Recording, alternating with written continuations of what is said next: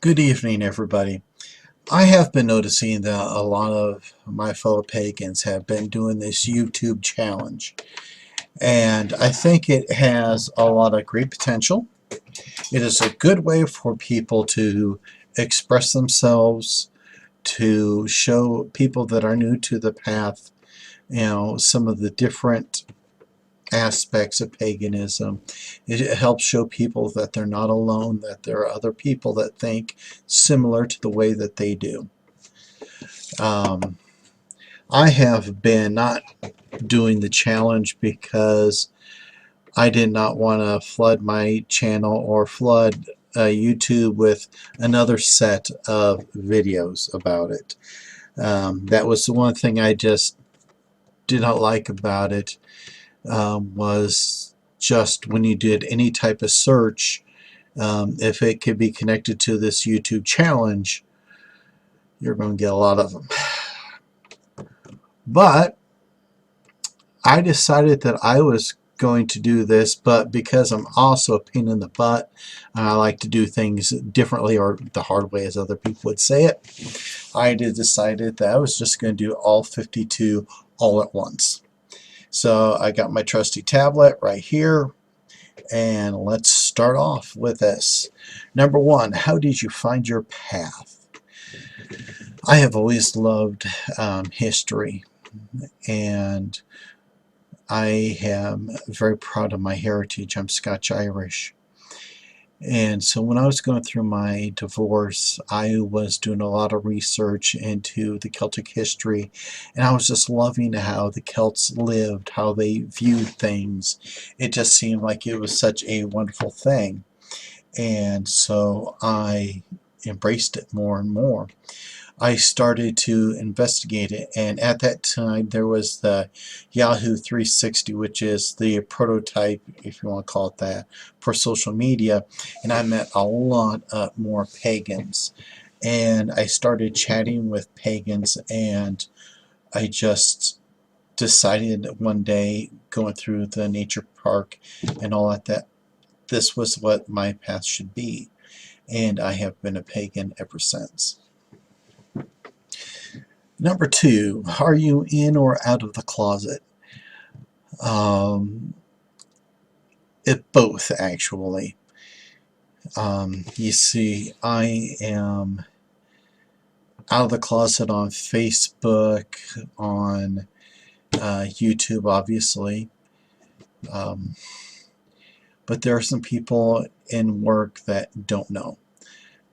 Because there are people that can't handle people of other belief systems.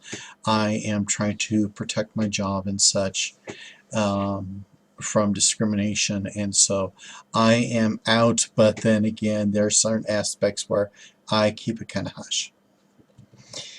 Number three, do you have an altar, a shrine, or a sacred space? I have an altar. I am working on a second altar because I have recently, in the last couple of years, bought a house, and I want to have my house altar and my garage altar.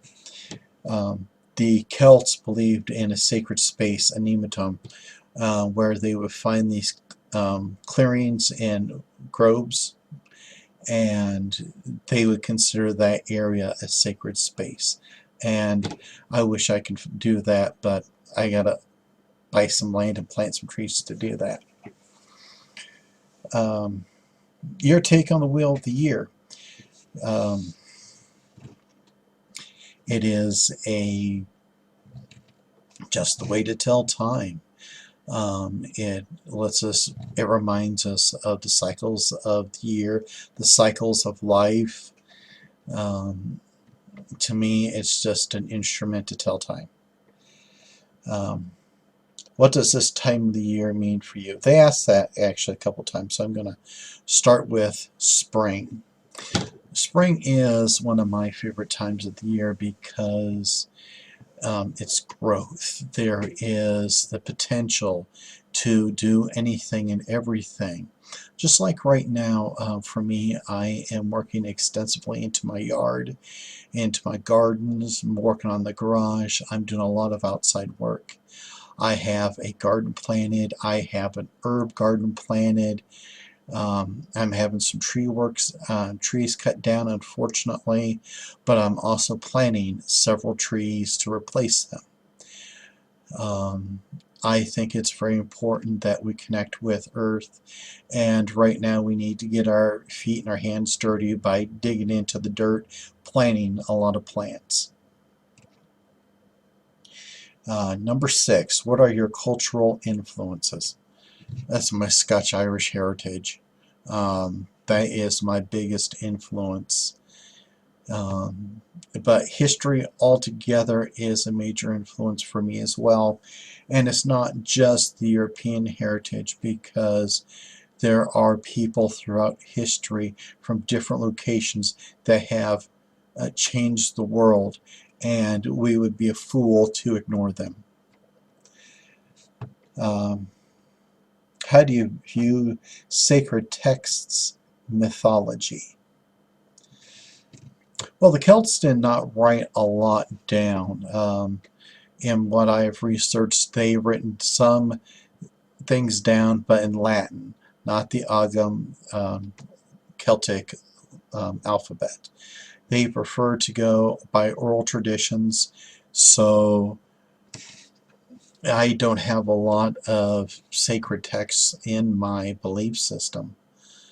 So now, what is sacred to me actually is what I create. I have books and all that right here, right next to me, and it's like this one right here. It looks like just a regular notebook, but it's actually my book of ethics. I have written down what I must do and what I cannot do, and to me that is sacred. How did you find a patron or matron god or goddess? I don't have a matron or patron god or goddess. I am polytheistic. The Celts believed in many gods, and so I treat all the Celtic gods as equals. They are all important to me. The challenge is, of course, with the Celts being a loose confederation of tribes, the same god or goddess could have 10 different names. It depends on which tribe you're studying, so that is kind of hard. Do you keep a journal or diary of your experiences? Yes and no. I did at one time have a small little notebook that I used for like my dreams, because I every once in a while have some very interesting, highly detailed dreams. But I guess I got Facebook where I log things in there. I make my YouTube videos, so a personal book, not much anymore. I put them all pretty much social media and tried to discuss it with people. What do the moon phases mean to you? Well, the moon is a way we measure time. It does have power. It does have an energy to it. It has been proven during a full moon that people are a little bit more wild or more willing to take risks, because hospital stays are higher during a full moon than any other time of the lunar cycle. So, I mean, I do watch the moon cycles.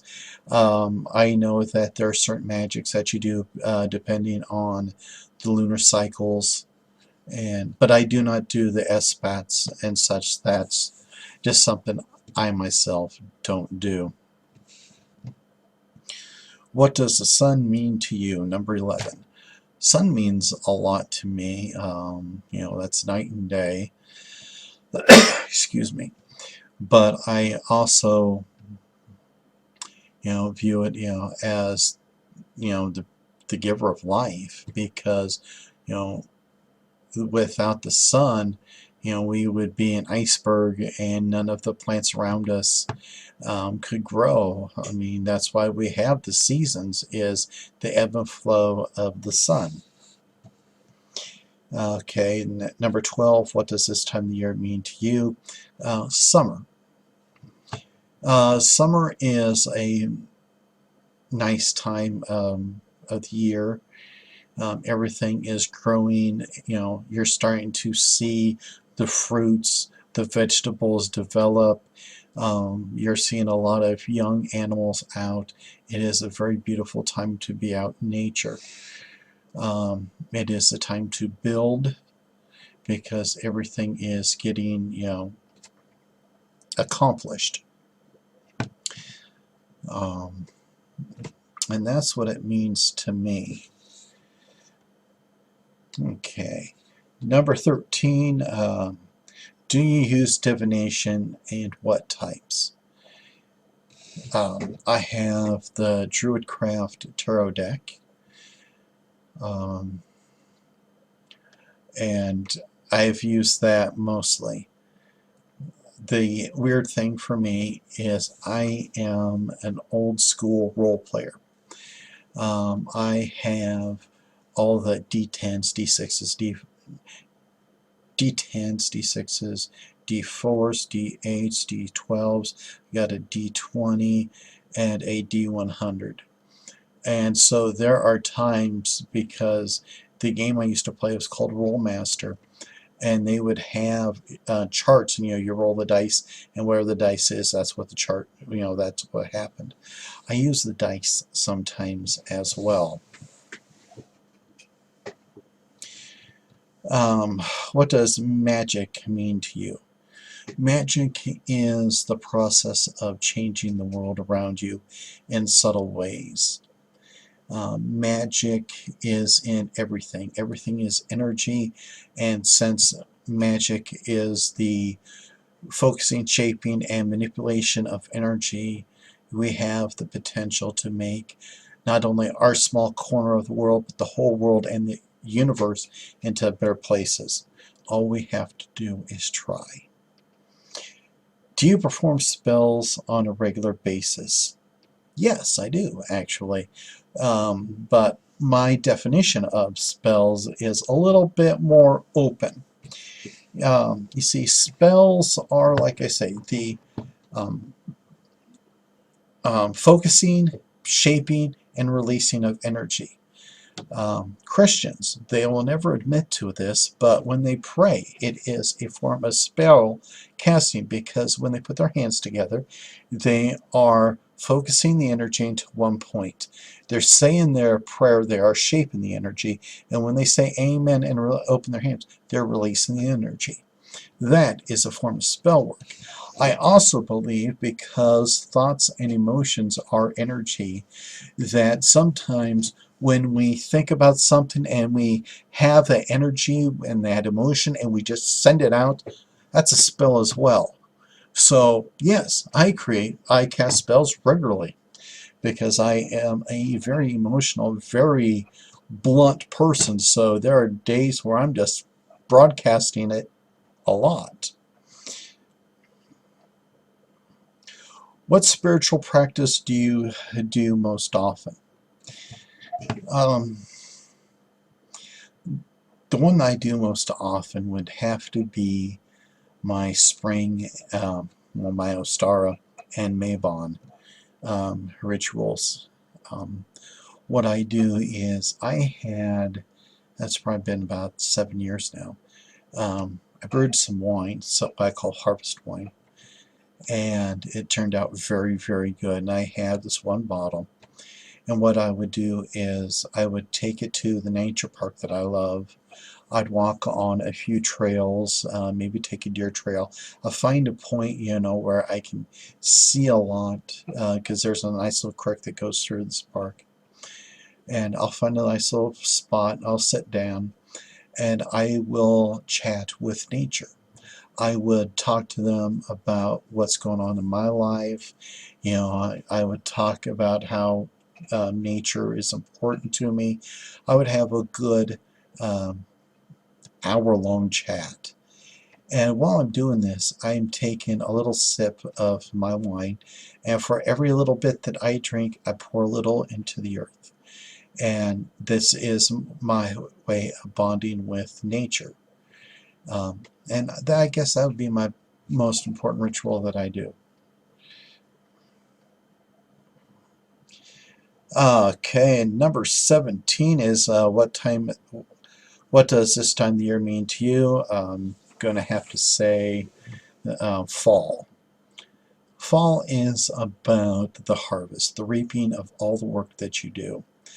And so fall is very important. It is the completing of tasks, where you get to stand back and review everything that you've done. Like for me in my yard work that I'm doing, I want to have so much done, and come this fall I want to be able to go out to the yard and to the one area where I want to build my picnic table and have a nice lunch, in my yard, surrounded by the flowers that would still be up. That's what I want. Fall is the time to prepare for the winter, to think of everything that we've done and still need to do. What does deity, God, divine mean to you? They're guides. They are, well, they're not just guides. They are superiors. They are the manifestations of energies. They help out, they guide, they yell. They're what we work with or work for. Too many people, in my opinion, treat gods and goddesses like Pokemon, and it drives me up the wall. I think that we need to be strongly connected and show a lot of respect for gods and goddesses, because they are on a level we don't yet fully understand. Number 19, how do you feel about group work and worship? Group work is a wonderful thing if you can find a good coven, an open circle, a grove, anything that you can communicate with, share ideas, I think is absolutely wonderful. I have been a part of an open circle, and I was working with a coven, thinking about joining them, but there were some conflicts of personalities, and it just didn't work out. But I think it's a wonderful thing because, like I said, I got to exchange ideas and learn. We got to remind ourselves that we don't know everything, and sometimes a different perspective can change everything for us. Number 20, what does initiation mean to you? Okay, I am a solitary practitioner. I had to do a self-initiation, but it's not really an initiation. This was a dedication. I think that all people should do a self-dedication or an initiation to show a form of commitment.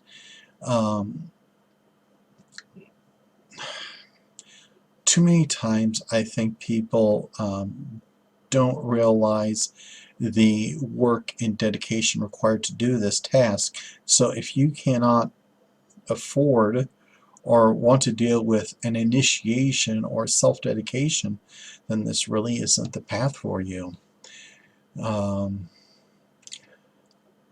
I did a self-dedication in which, I took what I did know about paganism and I did a little ritual out at the nature park that I love, and I did the libations, and they felt really good afterwards. And I think a commitment exercise is important.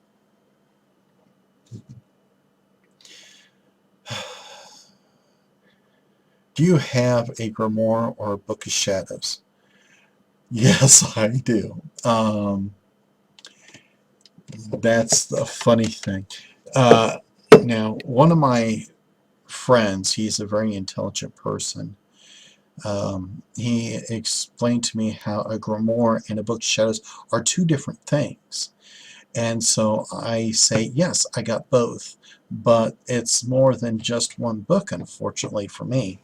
I pulled out that one notebook. I have about 4 notebooks. Oh, I'm sorry, 4 binders, about 7 notebooks in here that cover so many different little things.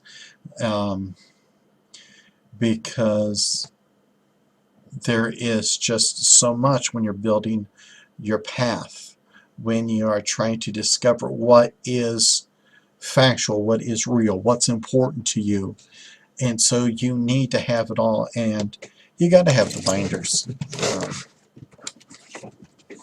Shoot, there's the green one. Like this one right here is one of my binders, and I use it because I can then swap information around to keep it organized, because sometimes I have control issues.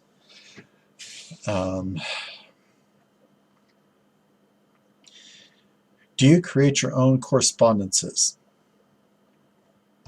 Yes, I do. I think everybody does. But I think it all on various levels. So, yeah, I do. How important is your diet and magical use of food? It's funny, I just did a video talking about veganism. We have people that want to say that to be a pagan you got to be a vegan, and that's not true. You see, in nature there are many mammals that eat meat, eat other animals, and we are animals. So to say that we should be eating vegetables only just doesn't agree with me. Also, it depends upon your climate that you live in, because like people that live in the northern more areas, they have a shortened growing season, and they cannot produce as much fruits and vegetables as somebody living further south. So they're more dependent on meat to keep them alive compared to other people. Also, I think vegans are living in a little bit of luxury, because we live in a modern world where we can import fruits and vegetables from all around the world, so we always have a fresh supply. 100 years ago, we couldn't do that. You were lucky to see a banana in your lifetime 150 years ago compared to today. So I try to separate the food from my spiritual life. The weird thing for me, there are your harvest Sabbaths and that, and on those I have no problems eating meat.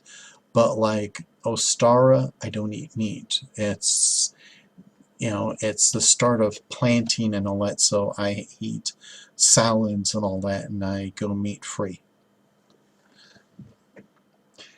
Okay. Number 24. How does spirituality relate to your mundane life?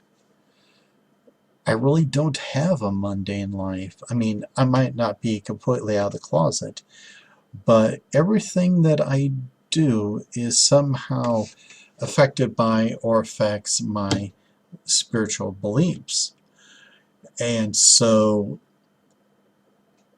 I don't walk around with a big pinnacle around me, but I'm always a pagan, so I don't have a separate mundane life except for when I am working with people that do not know that I'm pagan, and I just try to stay away from that topic. Okay, number 25. What does this time of the year mean to you? So we'll go to winter. I I hate winter. Winter is, I live in Iowa, so it can get cold, it gets miserable, I'm stuck inside, I get cabin fever. And this is about the end of the building and preparation for the new building times of the years. I don't see much magic in the winter time, so it's just a staying inside time for me, and I just don't like it. Number 26, do you or how do you meditate? I do try to meditate. Sometimes I have a very busy schedule, and so there are times where I can barely meditate. I do have a couple CVDs. I've downloaded music on the computer that I listen to. I tried to do the candle meditation. One of my friends taught me to take a candle and you light it and you stare 1 inch above the light and you try to clear your mind or relax your mind, and you just watch that inch above the flame, and that seems to work out the best for me. Number 27, do you use chants, mantras, or affirmations? Chants, mantras, no. Affirmations, yes, I'd say sometimes I do. Not often, but I do. Oops. There we go. Do you have a spirit, power, or familiar animal? Yes, I do. I have a cat. I have a black and white cat. Her name is Avetta. She is a lot like me and all that, but she is equally black and white, which represents balance, which is very important to me. Do I have other animals? Yes. When I go on traveling, I sometimes see hawks, eagles, and that along the road, and if I see them, it's usually to me a good omen. I live in a small town and we have foxes that go by our property, and sometimes they've even gone onto my porch, so there's something going on there. So yes, I would say I do. Do you use crystals? Why and how? Yes, I have a crystal ball that I am practicing with. I am still learning on that. I also have some quartz pieces that I use for healing. But again, that is also something that I am learning. So, have them, haven't gotten that good with them yet. Okay, what does this time of the year mean to you? I've talked about the seasons, so really can't answer that one. Okay, number 31, how important are ultra tools to you? Well, they are actually quite important to me, but tools are also just extensions of who you are. They are to help us focus our energies, to help us stay in track on rituals and spell work. We make the tool does not make us. I have many tools that are handmade, like my Adame. When I made that, I took a brand new double-bladed dagger. I removed the plastic hilt handle and I put on a wood handle that I made myself. A wand is handmade. I do not believe that a wand should be manufactured. So I believe that your tools should come from you, that they need to speak to you, yell at you, and you need to have a bond with them for them to be effective.